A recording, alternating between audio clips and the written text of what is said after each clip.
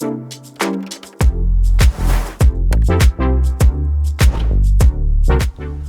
I just received a letter from my local council about some new planning and design controls which are being proposed for my local high street just down the road.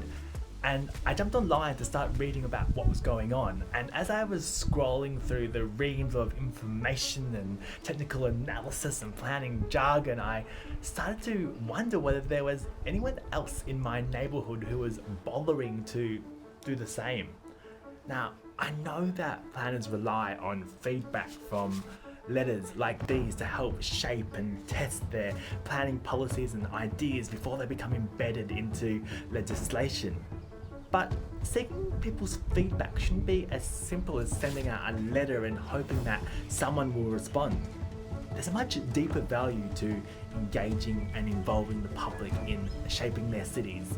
So today I want to explore the power of your voice in helping to transform your city.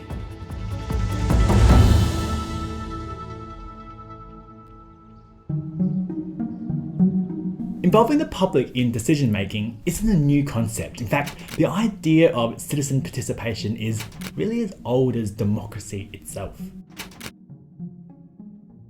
But when it comes to city planning, it wasn't really until the 1970s that people's voices started to be heard through the planning process. So to understand the evolution of people and planning, we need to go back to the start of the 20th century.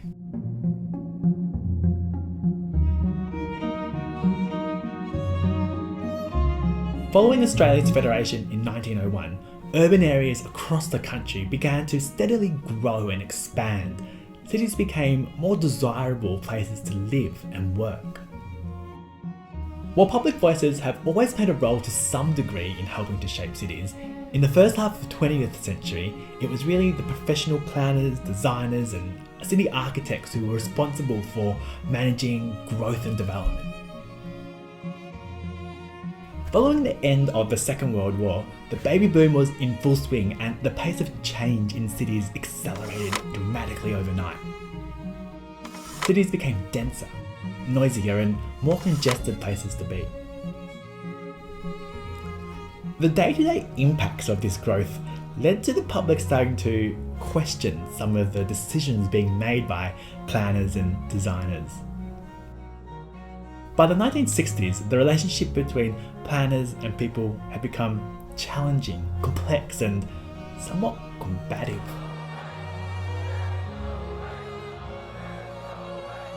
Cities around Australia started to see a groundswell of community activism, of residents and interest groups coming together to voice their concerns about the change happening in their neighbourhoods. Social justice movements were louder and stronger than ever, particularly around issues of environmental protection, heritage preservation, and anti-freeway development. By the mid-70s, more and more major planning projects were being met with hostility and resistance from community groups. The public wanted to be heard, and they were demanding a seat at the table. And then, a few things happened. In the late 1970s, there was a royal commission into the Australian government administration led by Herbert Coombs, who was one of the first governors for the Reserve Bank of Australia. And one of the critical findings of this review was the need for more community engagement around public policy. In response, state and local governments started to take more of a leading role in community development and neighbourhood planning. The previously top-down approach was starting to become more inclusive and collaborative.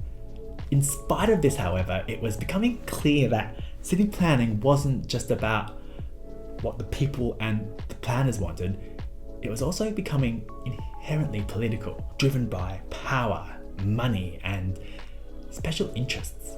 This created new challenges for planners. The 1990s saw new models for involving the public in city planning beginning to emerge. In part, these models set out principles to help planners identify and manage these competing priorities. They were designed to make sure that people who had a legitimate interest and stake in the plans were able to be equally heard and represented. Today, public involvement has become so central to city planning processes. There's a whole industry body who work alongside planners to find new ways to engage and inspire public participation in the planning process. Lessons from the past show us that public engagement isn't really about consensus building, nor is it about any one single decision or outcome. It's actually about creating inclusive cities for everyone to be a part of. But in order to achieve this, planners and designers need to listen and they need to capture diverse voices.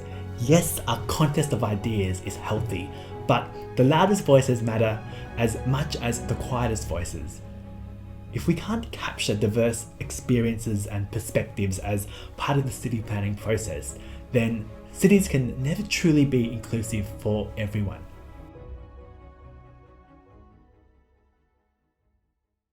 So, while a seemingly unimportant letter from my local council may seem dull to many of my neighbours now, I guarantee that the outcomes of these planning proposals will influence the way that we enjoy and experience our local high street in the future.